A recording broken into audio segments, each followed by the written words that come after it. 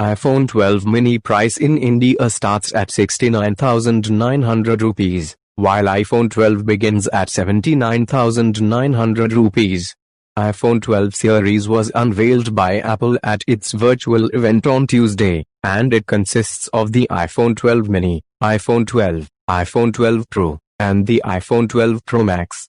While the iPhone 12 mini comes as the smallest and the most affordable model in the new series, the iPhone 12 is designed as the successor to the iPhone 11, and the iPhone 12 Pro and iPhone 12 Pro Max are projected the successors to the iPhone 11 Pro and iPhone 11 Pro Max, respectively. All four models in the 2020 iPhone lineup come with 5G support and are powered by Apple's A14 Bionic Chip. The latest models also run on iOS 14 out of the box and retain the notch that was featured originally on the iPhone X in November 2017. The new iPhone 12 series has a thinner design that also makes it lighter and smaller. This is despite the 5G antenna.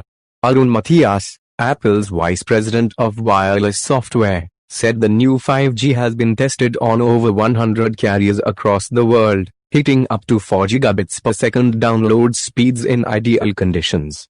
The new phones are powered by Apple's new A14 Bionic, first seen in the new iPad Air launched last month, and the first to be built on 5nm technology.